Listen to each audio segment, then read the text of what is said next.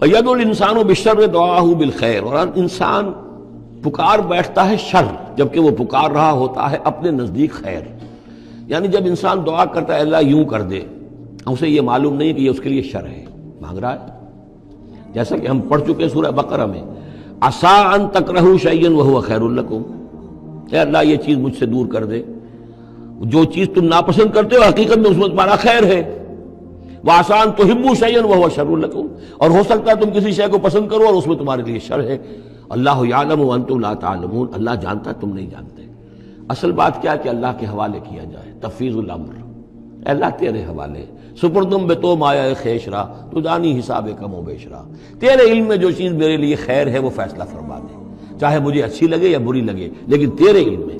اللہم انی استخیرک بعلمک واستقدرک بقدرتک واسألک من فضلک العظیم، میں تو تیری قدرت سے قدرت چاہتا ہوں، تیرے علم سے خیر چاہتا ہوں. مجھے کیا پتا کس شے میں خیر ہے کس میں شر ہے، تو جانتا ہے.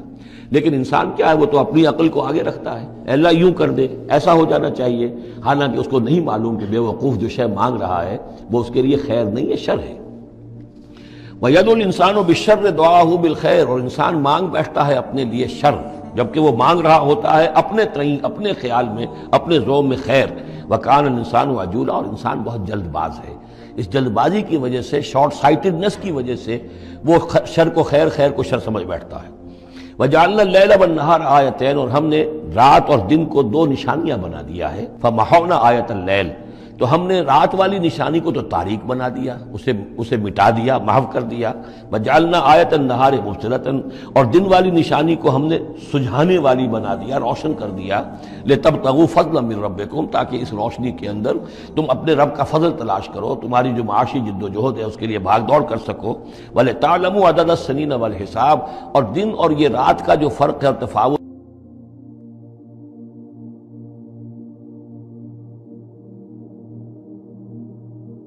نظام الاوقات ہے، ایک دن ایک رات ایک دن ہو گیا، پھر ایک دن ایک رات، اس طرح بڑھتے بڑھتے پھر ہفتہ بنتا ہے، جو پھر اس کے بعد جو ہے وہ مہینہ اور سال.